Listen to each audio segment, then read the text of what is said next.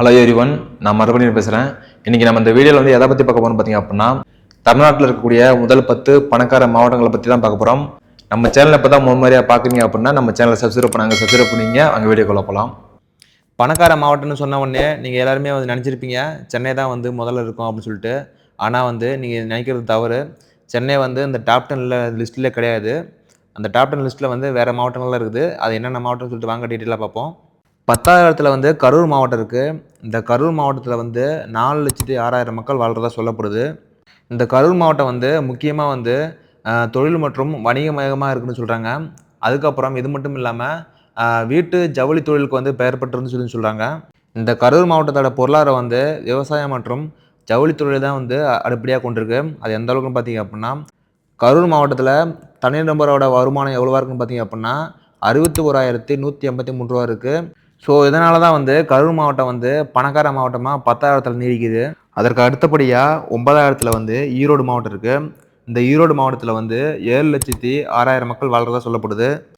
ஈரோடு மாவட்டத்தோட பொருளாதாரம் விவசாயம் மற்றும் ஜவுளி தொழில் தான் அடிப்படையாக கொண்டுன்னு சொல்கிறாங்க. அப்புறம் இது மட்டும் இல்லாமல் விவசாயத்தில் மஞ்சள் உற்பத்தியில் தமிழகத்தில் முதலிடத்தை பிடிச்சிருக்கதா சொல்லப்படுறாங்க.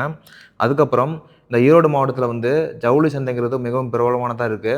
அதுக்கப்புறம் இது மட்டும் இல்லாமல் ஈரோடு மாவட்டத்தில் காகித தொழிற்சாலைகளும் அதுக்கப்புறம் தோல் தொழிற்சாலைகளும் அதிகமாக இருக்கிறதா சொல்லப்படுது.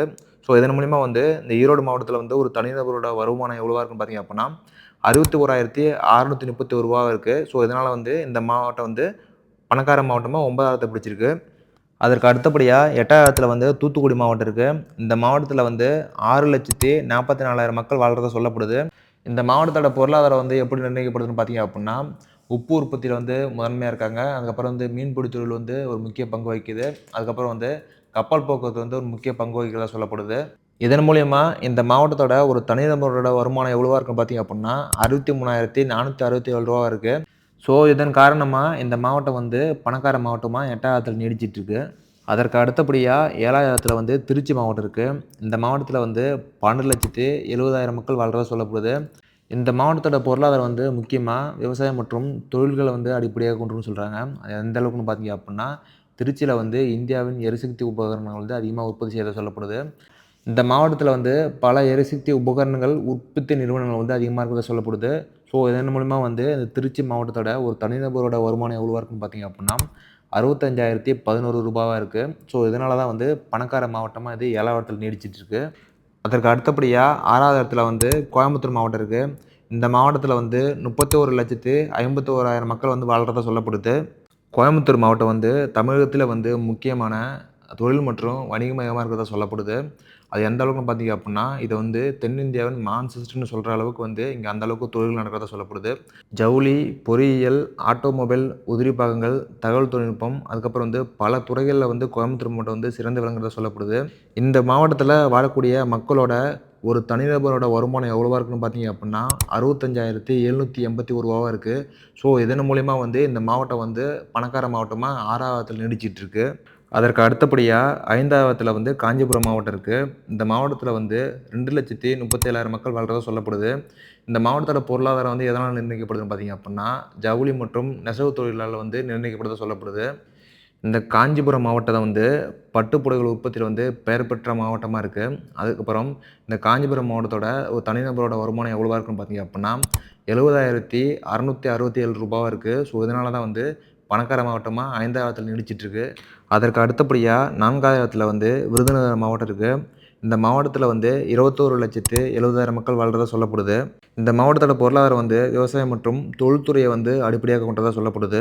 இந்த விருதுநகர் மாவட்டம் எண்ணெய் மற்றும் காப்பி உற்பத்தியில் பெயர் பெற்ற மாவட்டமாக இருக்குது. அப்புறம் இது மட்டும் இல்லாமல் கோயம்புத்தூருக்கு அடுத்தபடியாக நெசவு தொழிலில் 2வது இடத்துல பிடிச்சிருக்கிறத சொல்லப்படுது. ஸோ இதன் காரணமாக இந்த மாவட்டத்தில் வரக்கூடிய ஒரு தனிநபரோட வருமானம் எவ்வளோவா இருக்குன்னு பார்த்தீங்க அப்படின்னா 70,689 ரூபாயாக இருக்குது. ஸோ இதன் மூலயமா இந்த மாவட்டம் பணக்கார மாவட்டமாக 4வது இடத்துல நீடிச்சிட்ருக்கு. அடுத்தது முதல் 3 இடத்த பார்க்குறதுக்கு முன்னாடி பணக்கார மாவட்டம்னு நம்ம எதனால் சொல்கிறோன்னு பார்த்தீங்க அப்படின்னா, ஒரு மாவட்டத்தோட மொத்த உள்நாட்டு உற்பத்தியும், அதுக்கப்புறம் ஒரு மாவட்டத்தோட பொருளாதாரத்தை பொறுத்தும், அதுக்கப்புறம் ஒரு மாவட்டத்தில் ஒரு தனிநபரோட வருமானத்தை பொறுத்து தான் பணக்கார மாவட்டமாக நிர்ணயிக்கப்படுது. அதற்கு அடுத்தபடியாக 3வது இடத்துல திருவள்ளூர் மாவட்டம் இருக்குது. இந்த மாவட்டத்தில் 52,50,000 மக்கள் வாழ்கிறதா சொல்லப்படுது.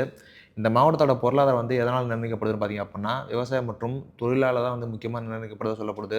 அது ஏன்னு பார்த்தீங்க அப்படின்னா இந்த மாவட்டத்தில் வாழக்கூடிய மக்கள் வந்து வருமானத்துக்காக விவசாயத்தை நம்பி தான் இருக்காங்க. இந்த மாவட்டத்தில் வாழக்கூடிய மக்கள் வந்து விவசாயத்தில் வந்து நெல், கரும்பு, எள்ளு, நிலக்கடலை போன்ற பயிர்கள் அதிகமாக பயிரிட்டு அதன் மூலிமா அதிகப்படியான வருமானத்தை ஈட்டுறதா சொல்லப்படுது. அது எந்த அளவுக்குன்னு பார்த்தீங்க அப்படின்னா இந்த மாவட்டத்தில் வாழக்கூடிய மக்களோட தனிநபரோட வருமானம் எந்த அளவுக்கு இருக்குன்னு பார்த்தீங்க அப்படின்னா ரூ. 70,778 இருக்குது. ஸோ இதன் மூலியமாக வந்து இந்த மாவட்டம் வந்து பணக்கார மாவட்டமாக 3வது இடத்துல நீடிச்சிட்டு இருக்கு. அதற்கு அடுத்தபடியாக 2வது இடத்துல வந்து திருப்பூர் மாவட்டம் இருக்குது.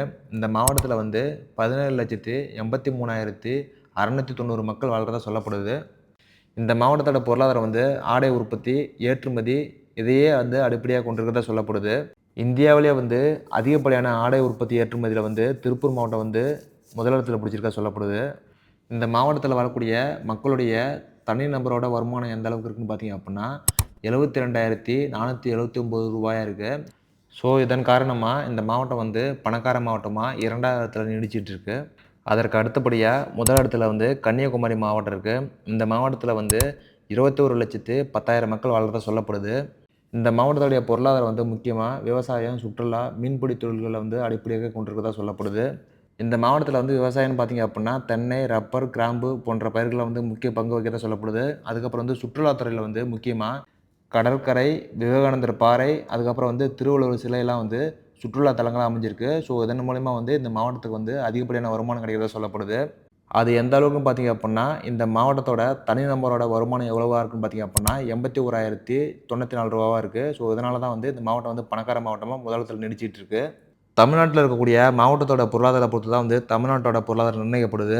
எந்த அளவுக்குன்னு பார்த்தீங்க அப்படின்னா இந்தியாவிலே வந்து பொருளாதாரத்தில் வந்து 2வது மாநிலமாக இருக்குது. பணக்கார மாநிலமாகவும் 2வது நீடிக்குது. இதுக்கு முக்கிய காரணம் வந்து தமிழ்நாட்டில் இருக்கக்கூடிய மாவட்டங்கள் தான். மேக்ஸிமம் இந்த வீடியோ உங்களுக்கு பிடிச்சிருன்னு நினைக்கிறேன். இந்த வீடியோ பிடிச்சிருந்தா நம்ம பேஜை ஃபாலோ பண்ணிக்கங்க. அடுத்த வீடியோவில் பார்க்கலாம். நன்றி.